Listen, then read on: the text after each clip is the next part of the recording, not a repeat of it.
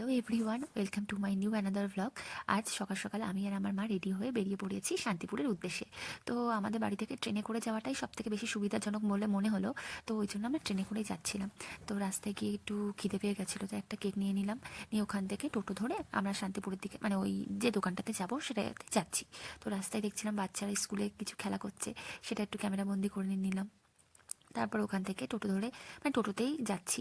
তো এসে পৌঁছে গেলাম এই যে সেই বিখ্যাত মা লক্ষ্মী শাড়ি সেন্টার, যেটা তোমরা ফেসবুকে ইউটিউবে দেখেই থাকবে। তো ওখানে পৌঁছে গেলাম। এখানে শাড়ি থেকে শুরু করে সব কিছু পাবে।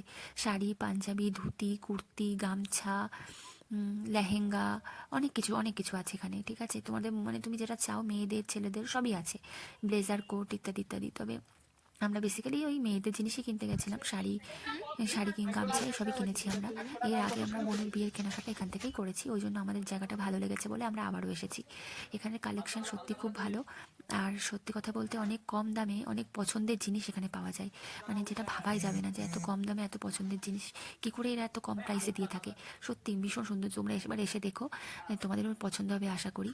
তো আমরা অনেক খুব বেশি আমাদের ঘাটতে হয়নি, আমরা অল্প কিছু ঘেটে আমাদের নিজেদের পছন্দের জিনিসগুলো পেয়ে গেছি। তারপরে এই ভিডিও করছিলাম। তারপরে মা বলছিল একটু শাড়ি দেখি। তো সব শাড়ি তো ভিডিও করা সম্ভব নয়, কারণ কিনতে গেলে না কি হয়, ভিডিও করা যায় না।